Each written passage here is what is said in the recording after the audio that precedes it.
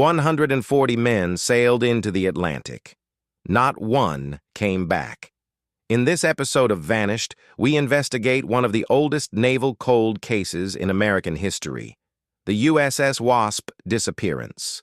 A celebrated warship, a crew of heroes, a missing Navy ship that simply ceased to exist. No wreckage, no bodies, no distress signal.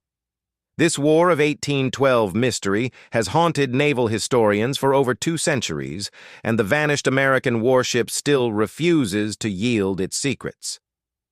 Last episode, we explored the heartbreaking vanishing of Barbara Newhall Follett, a literary prodigy who walked out of her New York apartment in 1939 and was never found.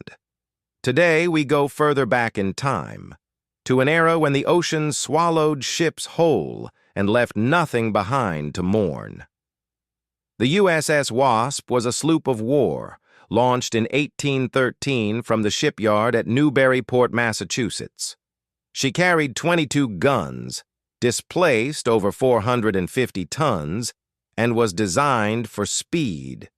Her commander was Master Commandant Johnston Blakeley, just 23 years old, Irish-born, orphaned as a child, and raised in North Carolina. Blakeley had graduated from the University of North Carolina and joined the Navy as a young man hungry for distinction. He would find it, but it would cost him everything. The War of 1812 was not going well for the United States on land. But at sea, the young American Navy was punching far above its weight, humiliating the mighty Royal Navy in single-ship engagements that stunned the world. The Wasp was built to continue that streak. In May 1814, the Wasp slipped past the British blockade and sailed into the open Atlantic. What followed was one of the most remarkable combat records of the entire war. On June 28th, Blakeley engaged HMS Reindeer in the English Channel. The battle was ferocious and brief. Within 19 minutes, the Reindeer's captain was dead, her crew shattered, and the ship so badly damaged that Blakeley ordered her burned. The Wasp sailed into the French port of Lorient for repairs, and the crew were celebrated as heroes. But Blakeley wasn't finished. He put to sea again in August, and on the 1st of September engaged HMS Avon in a night action. The Avon was pounded into submission and was sinking when other British warships appeared, forcing Blakeley to withdraw. Even so, it was another stunning American victory. By now, the Wasp had also captured or destroyed multiple British merchant vessels. Blakeley was promoted to captain, though he would never receive the news. Congress voted to award him a gold medal. He would never hold it. If stories like this grip you the way they grip me, consider subscribing. There's a new mystery every week. On October 9th, 1814, the Wasp captured the British merchant brig Atalanta in the mid-Atlantic. Blakeley placed a prize crew aboard the captured vessel and ordered them to sail her back to an American port. The crews exchanged farewells. The Atalanta turned west. The Wasp sailed south. And that was it.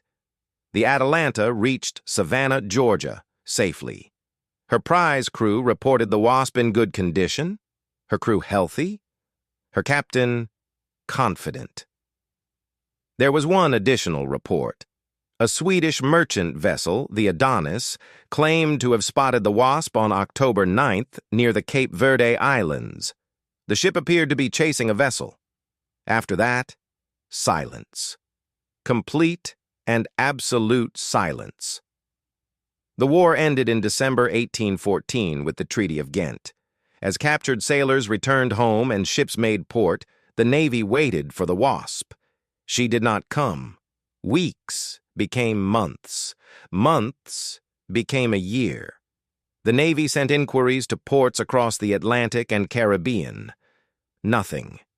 They checked prisoner of war records. Perhaps the Wasp had been captured. She had not. They contacted foreign governments, merchant fleets, colonial governors. No one had seen the ship. 140 men had families waiting. Johnston Blakeley had a wife and an infant daughter he had never met, born while he was at sea. They would wait for the rest of their lives. Congress eventually declared the Wasp lost with all hands. No cause was given because none was known. The theories are numerous, but none can be proven. This is what makes the case so maddening. We have almost no evidence to work with. The most commonly cited explanation is a storm. The autumn Atlantic was notorious for violent tempests, and a sloop-of-war, for all her agility, was not built to survive a hurricane. If the Wasp encountered a major storm south of the Azores, she could have been overwhelmed and sunk in minutes. But no wreckage was ever found. No debris washed ashore on any island. That absence troubles historians. A second theory suggests battle damage. The Wasp had fought multiple engagements, and even after repairs in Lorient, she may have carried structural weaknesses invisible to her crew. A weakened hull or compromised mast could have failed catastrophically in heavy seas. A third theory proposes an encounter with an unknown enemy vessel. The Royal Navy had dozens of warships patrolling the Atlantic.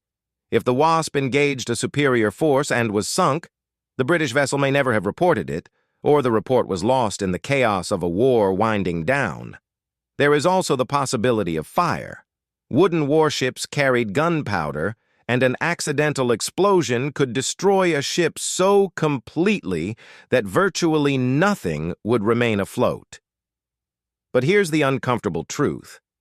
Every theory is speculation. We have zero physical evidence. Not a single plank of the Wasp has ever been identified. Not a single body was ever recovered. Not a single personal effect from any of her 140 crew members has ever surfaced. Johnston Blakeley's daughter, Adonis Maria, grew up without ever knowing her father. Congress granted her a pension in recognition of his service.